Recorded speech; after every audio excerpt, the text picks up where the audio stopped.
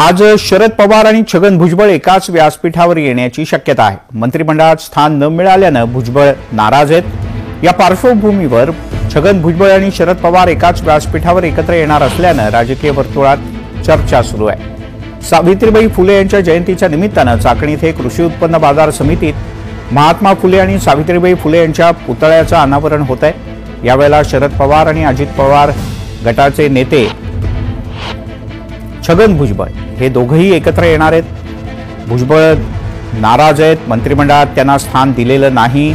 भुजबळ यांनी यापूर्वी अनेकदा आपली नाराजी उघडपणे व्यक्त केली आहे।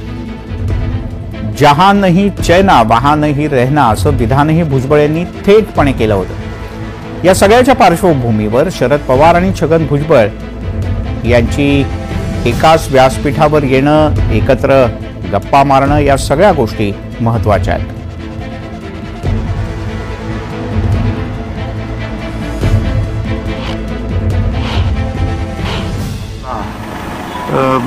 महात्मा ज्योतिराव फुले आणि सावित्रीबाई फुले यांचे पूर्णाकृती पुतळे उभे करण्यात आलेला आहे। त्या कार्यक्रमासाठी पवारसाहेब पण येत आहेत आणि मला सुद्धा आमंत्रित केलेलं आहे, तर मी जाणार आहे। महात्मा फुले सावित्रीबाई फुले यांचा कार्यक्रम म्हटल्यानंतर मी तर शक्य तिथे जाण्याचा प्रयत्न असतो त्याप्रमाणे जाणार आहोत आणि आनंद आहे की ठीक आहे, पवारसाहेब पण तिथे आहेत।